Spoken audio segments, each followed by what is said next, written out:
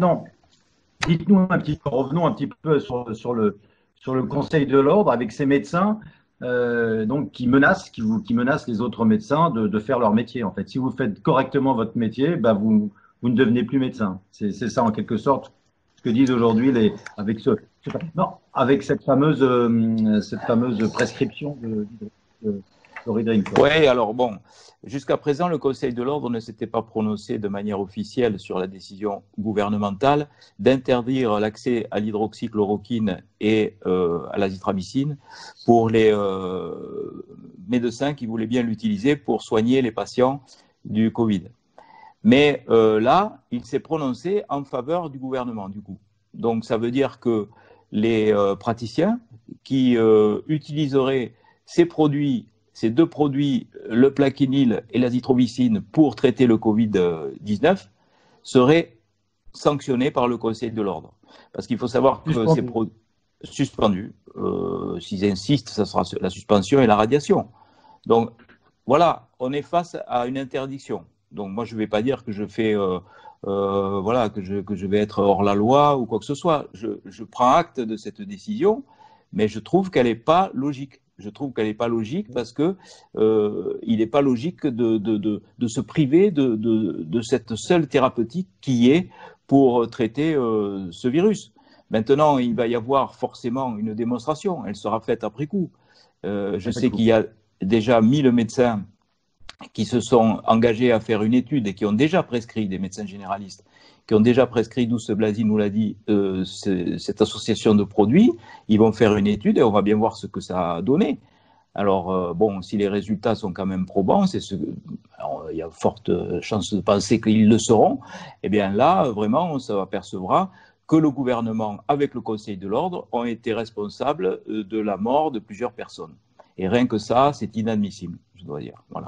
Voilà, c'est inadmissible. Parce que là, on est en train d'être face à un pouvoir dictatorial qui supprime la liberté de prescription. C'est grave quand même, parce qu'on n'a plus le droit de prescrire ce qu'on veut et comme on veut.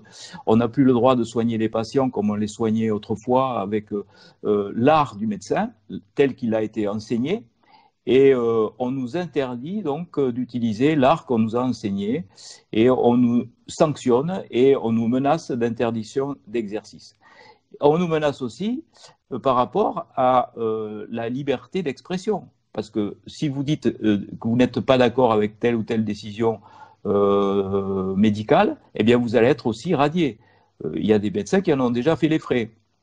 Par exemple, le professeur Joyeux a été radié du Conseil de l'ordre dans un premier temps. Il a été réhabilité ensuite parce que justement grâce à cette liberté d'expression que le Conseil national lui a accordée, parce qu'il disait que c'était pas normal de faire 11 vaccins à des enfants parce qu'il y avait de l'aluminium, etc. Donc on a tout de suite une directive du Conseil de l'ordre. On nous a écrit en nous disant que si jamais on était contre les vaccins, on serait immédiatement radié du Conseil de l'ordre si on se prononçait sur des décisions sur les vaccins. Même si on n'est pas contre tous les vaccins. Même si on critique un seul des vaccins, des 11 vaccins qui sont donc maintenant obligatoires, eh bien, on était radié du Conseil de l'ordre.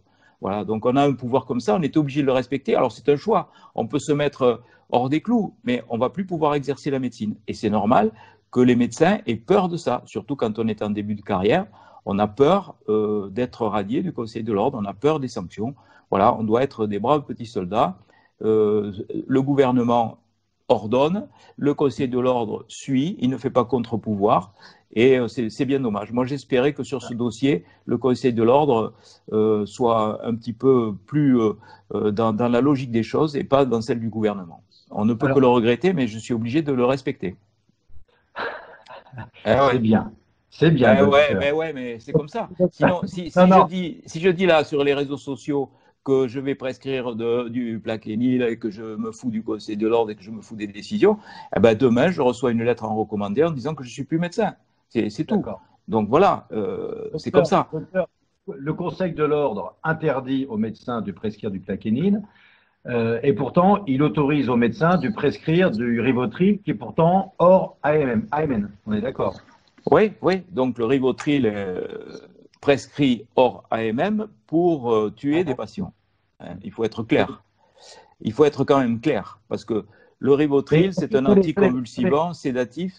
Là, c'est l'AMM normale du médicament. Et là, donc, il y a un décret qui est paru, le 28 mars, un décret confirmé au journal officiel le 29 mars, disant « Vous pouvez prescrire du Rivotril, n'importe quel médecin peut prescrire du Rivotril hors AMM, en mettant hors AMM Covid-19, pour donner à des patients suspects, même pas confirmés par un test, de Covid-19. » Ça veut dire que n'importe quel… Oui. Oui, mais ça veut dire, est-ce que là, sur cette mesure-là, pardonnez-moi de vous couper la parole, Jean-Jacques, mais est-ce que là, sur cette mesure-là, le Conseil de l'Ordre a dit quelque chose? C'est ça qui est intéressant. Parce que le Conseil de l'Ordre dit clairement, non, vous ne devez pas prescrire du plaquenil, mais est-ce qu'il s'est prononcé sur cette, on va dire, cette ingérence gouvernementale en disant aux médecins de prescrire que vous pouvez prescrire du Rivotril hors AMM?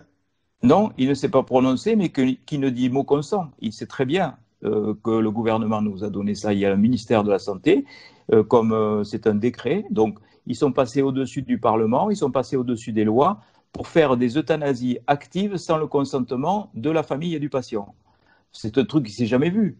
C'est de la dictature. Moi, j'appelle ça de la dictature. C'est une décision dictatoriale. Et je m'étonne qu'il n'y ait pas d'ailleurs de réaction par rapport à ça. Parce que là, hors AMM, le Rivotril est donné pour tuer. Il faut quand même être clair. Le Rivotril, vous donnez ça à quelqu'un qui a des difficultés respiratoires, eh bien, il va s'endormir et il va avoir une détresse respiratoire, il va mourir. On donne ça pour mourir, on ne donne pas ça pour soigner les gens. Donc là, on encourage les médecins à tuer les gens dans les EHPAD. Par contre, on les interdit de les soigner avec le protocole du professeur Raoul. C'est tout à fait scandaleux ce qui se passe. Et j'espère qu'il y aura quand même quelques médecins qui, à un moment donné, vont se soulever, quoi. Parce que là, c'est plus possible. C'est plus possible d'en arriver à cette situation qui est complètement folle.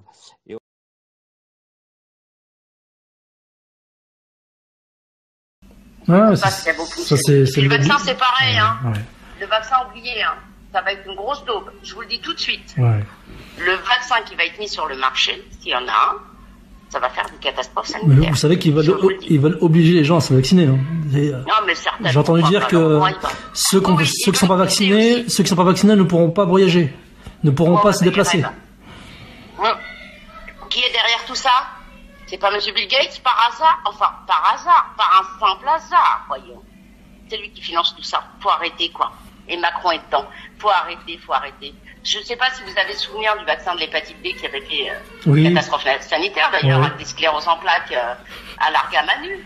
Ben là, ça va pas être des scléroses en plaques qu'on va avoir. Allez savoir si on va pas développer des cancers. Moi, je n'ai aucune confiance. Il y a quand même un séquençage SIDA dans ce virus. Hein. On n'a pas le vaccin. Et vous êtes en première ligne. Vous risquez de tous vous faire vacciner parce que vous êtes soi-disant. Je vais vous dire, monsieur, moi, si on m'oblige à me vacciner, je pose ma démission. Et on est plusieurs à être dans ce cas. Allez-y dans les hôpitaux, vous allez soigner. Nous ne serons pas vaccinés. On ne se fera pas vacciner parce qu'on sait ce qu'il y a dedans. Voilà. Et on connaît les effets secondaires par avance. Donc non, merci, je démissionnerai, monsieur. Ça, c'est clair et c'est net.